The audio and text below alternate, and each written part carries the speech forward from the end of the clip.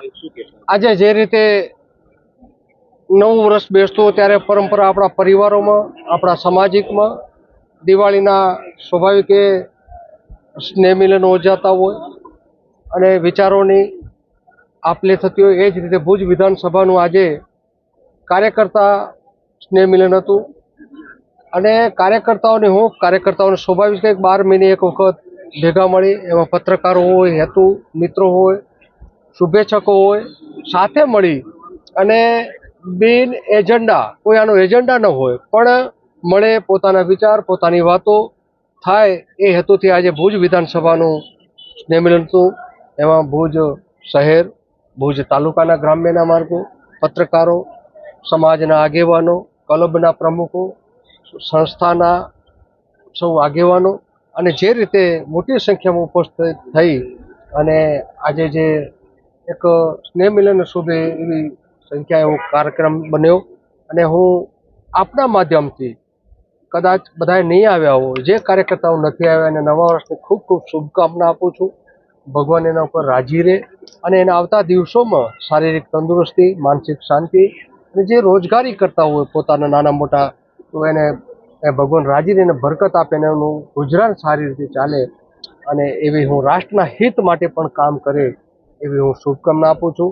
જે રીતે ગુજરાતના મુખ્યમંત્રી આદરણીય ભૂપેન્દ્રભાઈ પટેલે જે મેં બે વાત કરી, એક ભુજને પીવાના પાણી માટે પણ એને ઉપર જઈને કચ્છ જિલ્લાને ભુજને લક્ષ્યમાં રાખીને મંજૂરી આપીને એવી ને એવી જે શક્ય નથી. મારી જે વાત થઈ, મારે અનેક વખત મળવાનું થયું ત્યારે સાહેબે મને કીધું કે આ શહેરી વિકાસનું ક્યારે પણ એ સ્ટેટમાં જાય નહીં. અનેક દરખાસ્તો આવી તો પણ નામંજૂર છે.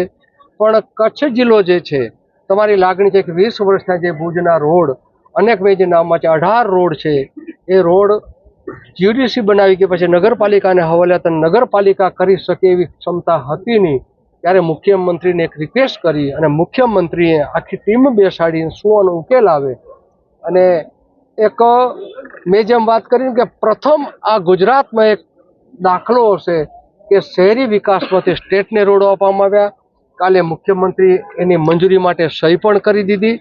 મને કાલે રાતે ફોન આવ્યો અને આ હું આખા ભુજ શહેર વતી, ભુજ વિધાનસભા વતી આદરણીય ભૂપેન્દ્રભાઈનો દિલથી ખૂબ ખૂબ આભાર માનું છું કે કચ્છની સમસ્યા, ભુજની સમસ્યા સમજીને એક આવો મોટો નિર્ણય જે લઈ શકાય ને 100 કરોડથી ઉપરની રકમ થશે એનો આખા રોડ નવા બનાવવા.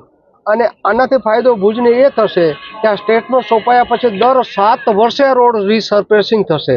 જેમ 20 વર્ષે રાહ જોવી પડે એમ ભુજને એ જોવી નહીં પડે અને સ્વાભાવિક છે સરકારના નીતિ નિયમ મુજબ દર 7 વર્ષે રીસર્ફેસના એમ ભુજના રોડ જે બનશે, સ્ટેટ બનાવશે, એ દર 7 વર્ષે રીસર્ફેસ થશે. એટલે મોટી સમસ્યા ભુજ નગરપાલિકા અને ભુજ નાગરિકોને જે હતી એ હું માનું છું તો એક હલ થઈ.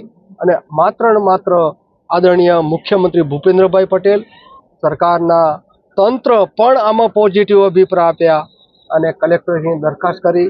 અવંતિકા મેડમ છે, આશુતોષ મિસ્ત્રી છે, ડીકે પારેખ છે અને આ બધાએ સહયોગ આપી અને હિંમત કરીને આ નિર્ણય લીધો છે. મુખ્યમંત્રીનો ખૂબ ખૂબ, ભૂપેન્દ્રભાઈ પટેલ સાહેબનો ખૂબ ખૂબ આભાર માનું છું આપના માધ્યમથી ભુજની જનતા વતી. અંતિમ પ્રશ્ન, એક સીએમએ કહ્યું છે કે અમૃતકાળ ચાલી રહ્યો છે, કર્તવ્યકાળ ચાલી રહ્યો છે, ત્યારે બધા જ લોકો, બધા નાગરિકો પોતાનું કર્તવ્યનું પાલન કરશે તો આખું રાષ્ટ્ર જે છે એ નિર્માણ મજબૂત બનશે ને વિકસિત ભારત થશે. શું કહેશો?